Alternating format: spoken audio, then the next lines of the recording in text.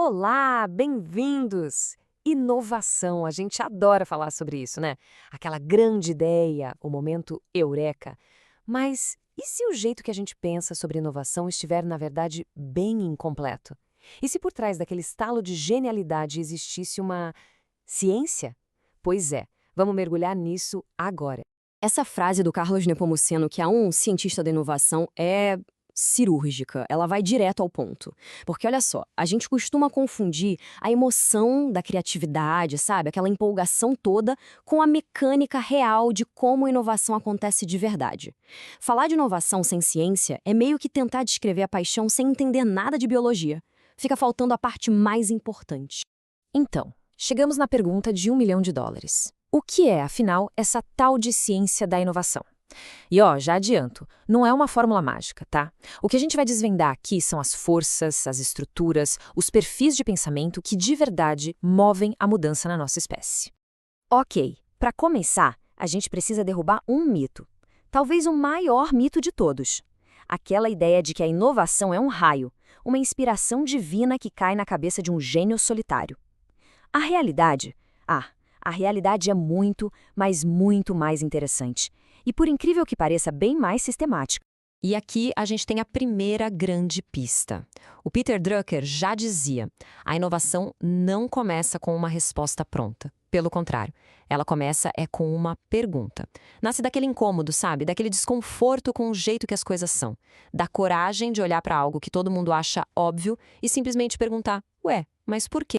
E isso nos leva a um conceito fundamental: fricção cognitiva. Que nome, hein? Mas a ideia é simples. A inovação de verdade, aquela que muda o jogo, não nasce numa reunião de brainstorming onde todo mundo se abraça e concorda. Não mesmo. Ela surge do debate, do conflito de ideias, do questionamento e, principalmente, do atrito. É o choque de uma ideia nova contra a resistência do que já existe. Certo. Se não é o momento ahá de onde é que vem a inovação, então? A resposta, pasmem, está na nossa própria biologia como espécie. É isso mesmo. Existem basicamente dois tipos de mente, dois perfis de pensamento que movem a história da humanidade para frente. E olha, isso aqui é super importante. Inovar não é um hobby, não é um talento que só alguns poucos têm. É uma necessidade de sobrevivência da nossa espécie. Tá no nosso DNA coletivo. A gente inova não porque tem um gênio ou outro de vez em quando, mas porque se a gente não se adaptar, se a gente não mudar, a gente simplesmente deixa de existir. E aí vem a matemática da coisa. Se liga nessa divisão. Cerca de 80% da população tem o perfil que a gente chama de quieto, e só 20% tem o perfil inquieto. É surpreendente, né? A esmagadora maioria de nós está programada para manter as coisas funcionando, para otimizar o que já existe. Mas espera aí, que fica ainda mais específico. Dentro daqueles 20% de inquietos, tem um grupinho menor ainda, mas muito, muito mais potente. Apenas 2%. Só isso. 2% da população são os super inquietos. E são eles, esse pequeno grupo, os responsáveis pelas rupturas de verdade, sabe? Aquelas que viram a mesa e mudam tudo. Então, vamos entender o papel de cada um nesse jogo. Pensa assim, os quietos, os 80%, são a base da civilização. São eles que garantem que o trem não saia do trilho, que as coisas funcionem no dia a dia. Eles pegam as inovações e fazem elas virarem o novo normal, o novo padrão. Já os inquietos, eles são o motor da mudança. São os que olham para o horizonte e veem o que ninguém mais vê, questionam as regras e criam os novos caminhos que, depois, os quietos vão lá e pavimentam. E aí o Drucker, de novo, mata a charada. Ele diz que inovadores são rebeldes por natureza. E é por isso que eles quase nunca são populares.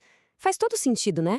Ir contra a maré, questionar o que todo mundo aceita, isso é visto como rebeldia.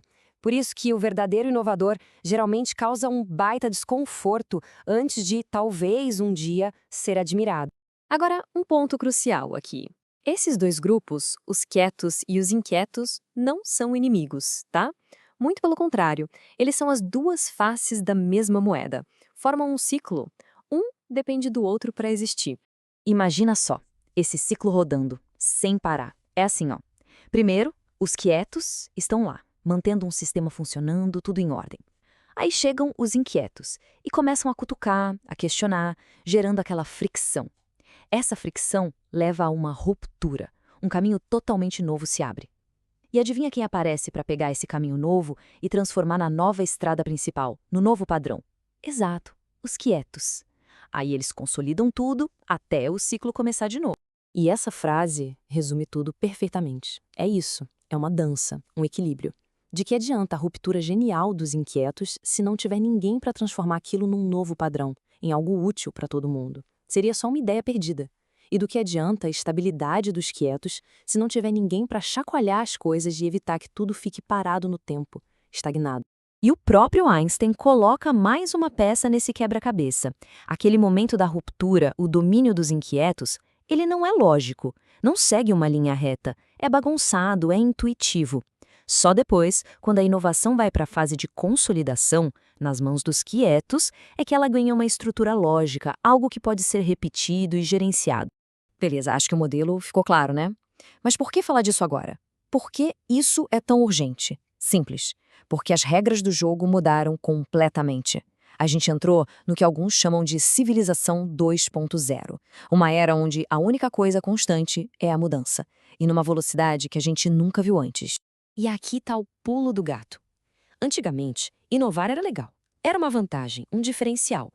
Hoje não é mais opção. Em um mundo que muda na velocidade da luz, inovar virou a única forma de sobreviver. E isso vale para tudo, para as empresas, para a sociedade, para a gente. E essa é a grande virada. Pensa bem, durante séculos a nossa sociedade foi toda montada para funcionar na base da estabilidade. Ou seja, era o mundo dos quietos. A inquietude era aquela coisa meio esquisita que a gente tolerava. Agora, o jogo virou. A inquietude se tornou o recurso mais valioso que existe. É a nossa bússola para navegar nesse mundo complexo. E essa frase do George Bernard Shaw é simplesmente perfeita para fechar essa ideia. O tal do homem irracional dele é exatamente o nosso inquieto. É aquela pessoa que olha para o mundo e não se conforma, que insiste em adaptar o mundo a uma nova visão. E é por causa dessa teimosia, dessa irracionalidade, que o progresso acontece. Bom, e com tudo isso, a gente chega a uma última provocação. Uma reflexão para a gente levar para casa, amarrando tudo que a gente conversou sobre a ciência da inovação e o mundo em que a gente vive hoje. E a pergunta é essa: se o progresso todo depende desses irracionais, dos nossos inquietos, como é que a gente está tratando essas pessoas? Nas nossas empresas, nas escolas, na nossa cultura do dia a dia? A gente está criando espaços que protegem e até incentivam essa fricção cognitiva saudável? Ou será que a gente, por puro hábito, está calando justamente as vozes que a gente mais precisa ouvir para sobreviver e evoluir? A resposta para essa pergunta, bom, ela pode definir o nosso futuro.